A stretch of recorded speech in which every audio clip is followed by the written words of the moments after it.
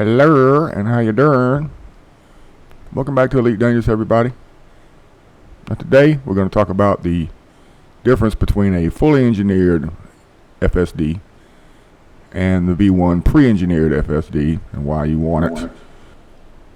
Now the difference between the two are pretty significant. If you fully engineer an FSD up to grade 5 for increased range, you can only choose one modification. You know, they have other modifications for FSD, such as faster boot sequence and so forth, but you can only choose one. You can't have both. With the fully pre-engineered FSD, though, you get both modifications. You get grade 5 increased range, and you get faster boot sequence. And on top of that, you get about almost 8 light years increase, which can be a big difference for somebody on a long exploration trip heading out to Sagittarius, or the Beagle Point, or the Colonia, or whatever. 8 light years is a pretty big change. So in a nutshell, you're getting 2 modifications: grade 5 increased range, faster boot sequence, and an additional 7 light years and some change. So it's worth it. Allow me to demonstrate. We're going to be using the Mandalay here and the 5A SCO frame shift drive for comparison. Now you can see here I have a 5A SCO, and the modifications are grade 5 increased range with mass manager for the experimental. And if you look down in the middle of the screen at the bottom, you'll see my jump range is currently 75.84. which is not too terrible. Alright. And yes, I do have the Guardian frame shift drive booster on here. Other than that, I don't have much. I've got a planetary vehicle hanger, a Guardian FSD booster, a little 3C bi-weave, and a detailed service scanner. So I don't have too much on here. I could get a little more if I stripped it down buck naked, but then what good would it be? Now if you swap these out, if I take this frame shift drive, this 5A SCO frame shift drive, it's fully engineered, and we're going to replace it with the pre-engineered 5A V1, you can see my jump range increases to 82.16. That's a pretty significant difference, especially for somebody on a deep space exploration mission. 7 light years and save you a lot of jumps. Alright, now let's talk about how to get it. If you pop over here to Anara and hover over data, you can click on technology broker. In this case you want a human technology broker.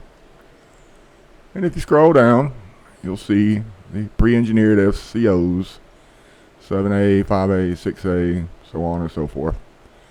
And you can see you basically need all the same stuff to unlock them. Titan drive components, data mine wake exceptions, which is encoded material, tellurium, which is raw, electrochemical arrays and chemical processes, which are manufactured, and the propulsion elements, which you will get out at the Titan, where you get the Titan drive components. Now my recommendation is that you get all of this stuff first before you get the Titan drive component, and get it last, because you will not need a corrosive resistant cargo rack as long as you do it pretty quick.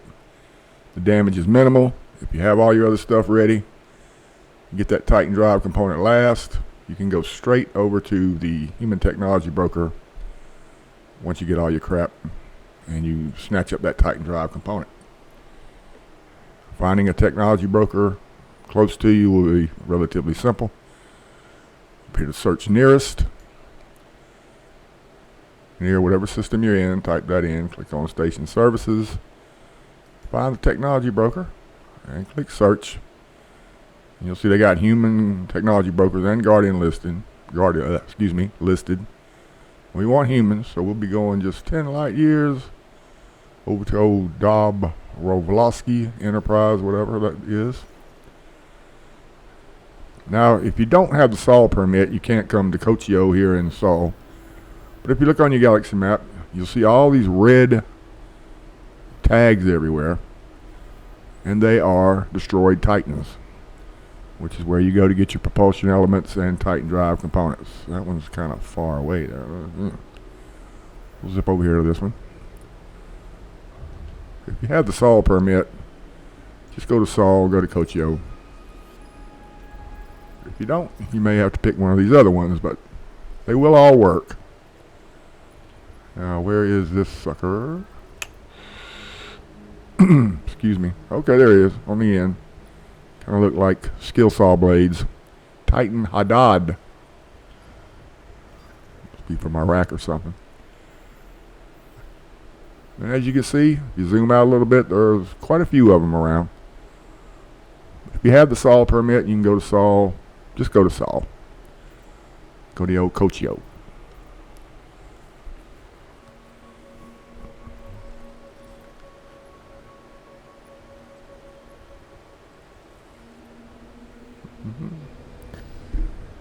And here we are at the home world. Good old Earth. That looks like England and Ireland down there. It's pretty cool. When you arrive at your Titan, whichever one it is, the little process I like to use is to point your ship kind of in a direction where you can see that you're not going to hit anything big. I have a little 3C shield on here, so even if you do bump into something, you're going to be moving so slowly it's not going to make a big difference. Get you a relatively little slow speed going.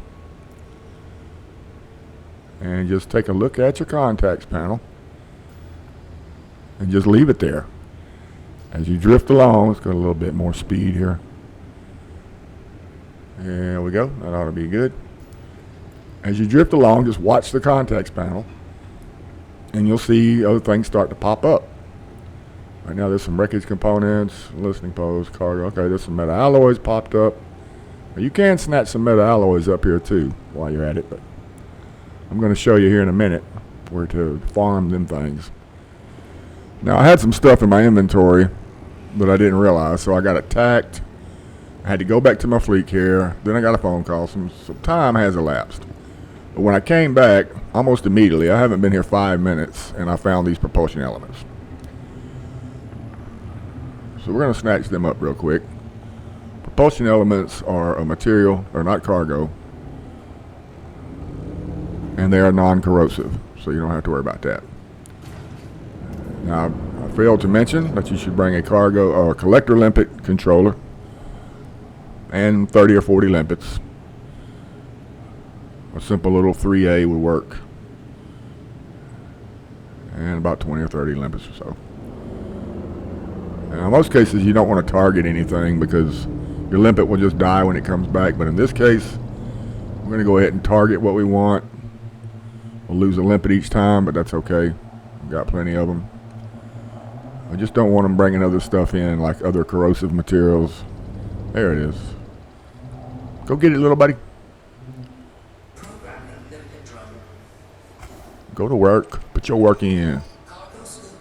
Do your business. Do your business. And we got some propulsion element.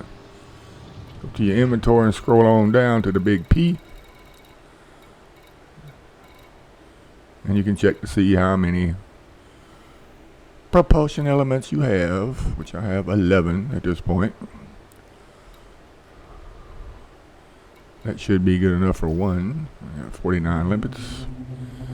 And when you get that, you just reorient yourself back through the cloud of debris. Point yourself in a reasonably safe looking location and same thing. Just watch the contacts panel.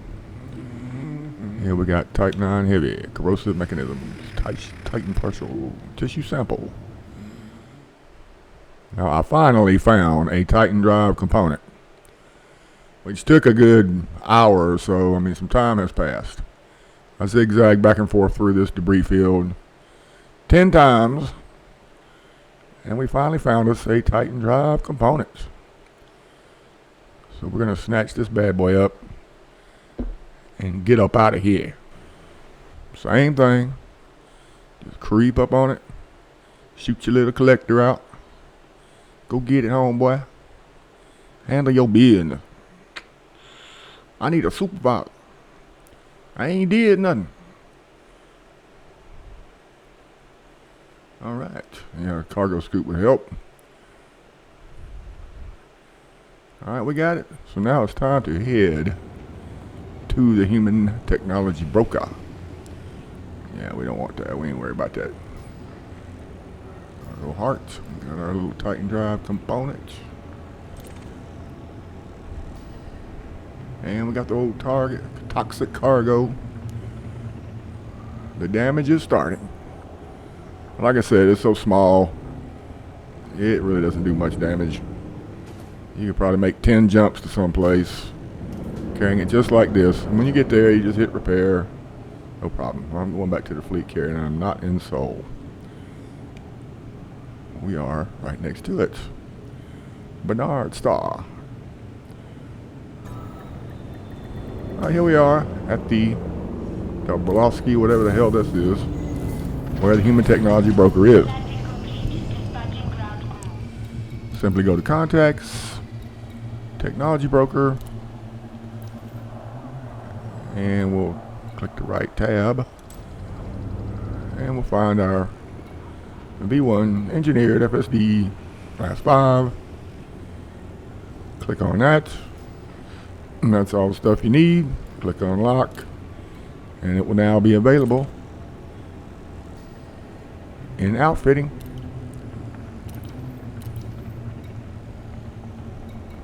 And then slap that bad boy on and you are done. Now you will need a meta alloy to unlock Felicity if you don't have her unlocked already. You can find meta alloys floating out there around that debris field. But if you want to know where to come to farm these things all day long, come over here to HIP 15823 B2. And I like to land at barnacle site number 3. You may have to hit it with a detailed surface scanner if you have not been here before to find these barnacle sites. And some of these barnacle sites are good and some of them are just dead.